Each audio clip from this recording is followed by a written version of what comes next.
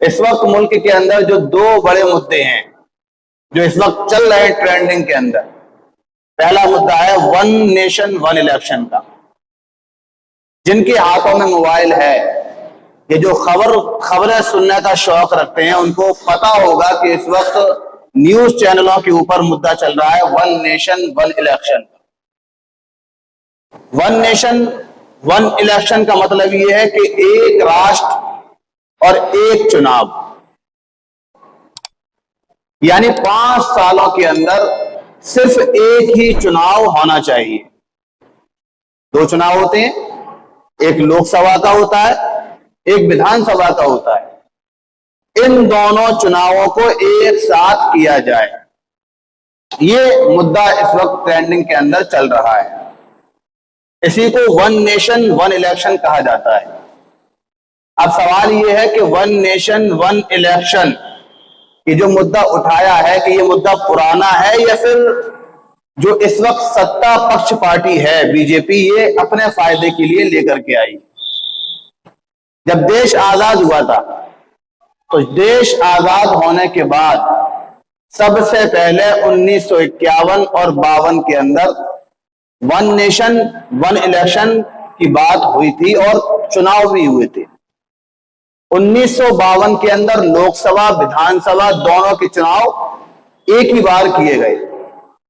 उसके बाद 5 साल गुजरने के बाद 1957 में भी ऐसा ही हुआ, फिर 5 साल गुजरने के बाद 1962 में भी ऐसा ही हुआ, फिर 1967 में भी ऐसा ही हुआ।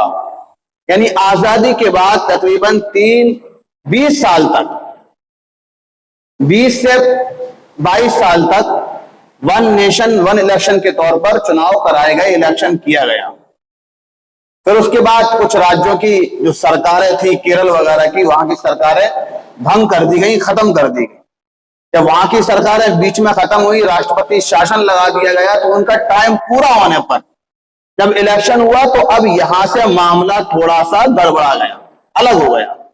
अब जो वन नेशन वन इलेक्शन, एक राष्ट्र एक चुनाव की थ्योरी थी, ये टूट गई। अब राज्यों के चुनाव अलग होने लगे और मुल्क के चुनाव, केंद्र के चुनाव अलग होने लगे। उस वक्त से लेकर आज तक ऐसे ही चुनाव चलता आ रहा है। अब ये दोबारा से मुद्दा खड़ा हुआ है कि मुल्क के अंदर सिर्फ एक मर्तबा ही इलेक्शन होना चाहिए।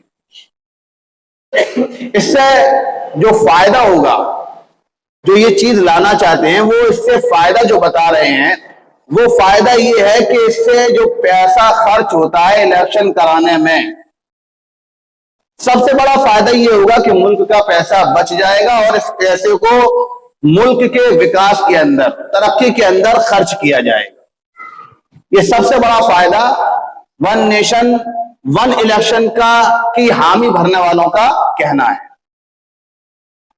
लेकिन इससे खतरा जो है वो राज्यों के अंदर बनी हुई सरकारों को है।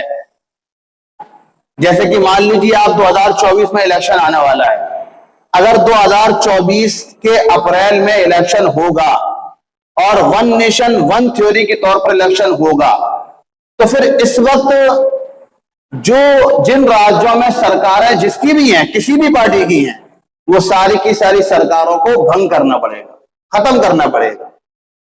सब जगह राष्ट्रपति शासन लगाना पड़ेगा और फिर उसके बाद 2024 अप्रैल में एक इलेक्शन होगा, उसके मुताबिक राज्यों के अंदर सरकार चुनी जाएगी और उसी के मुताबिक केंद्र के अंदर सरकार चुन ली जाएगी। इसका सबसे बड़ा जो नुकसान होगा वो ये होगा कि जो राज्यों की पार्टी है, मुल्क की पार्टी नहीं है, राज्यों की पार्टी है, जैसे उत्तर प्रदेश के अंदर समाजवादी पार्टी है, ये सिर्फ राज्य की पार्टी है, राज्य के बाहर इसका बहुत कम वजूद है। दिल्ली के अंदर आम आदमी पार्टी है, दिल्ली के अंदर मौजूद है, पंजाब के अंदर मौजूद है, इसके अलावा कहीं और इसका इतना वजूद नहीं है। मुंबई के अंदर शिवसेना है। ये जो छोटी छोटी राज्यों की पार्टियां हैं, ये बिल्कुल खत्म हो जाएंगी, बिल्कुल खत्म हो जाएंगी।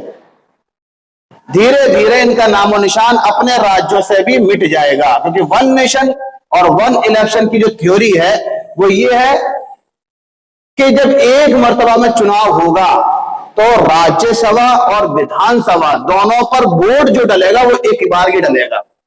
और हमारे मुल्क की जो एजुकेशन का सिस्टम है, जो हालात है, वो ये है कि अभी भी हमारे मुल्क के अंदर 70% लोग अनएजुकेटेड है, बगैर पढ़े लिखे। जब वो बटन दबाने जाते हैं, खास करके हमारी औरतें, हिंदुस्तान की औरतें, जब वो वोट डालने के लिए, बटन दबाने के लिए जाती है, तो उन्हें पता नहीं होता कि हमें किसे क्या दबाना है। उन्हें पता नहीं होता। उन्हें घर वालों को समझाकर भेजना पड़ता कि ये बटन दबाना है और ये दबाना है। अभी जो अपने यहां मेयर का इलेक्शन निकल के गया है, मेयर और पार्षद का, इसमें क्या हुआ है?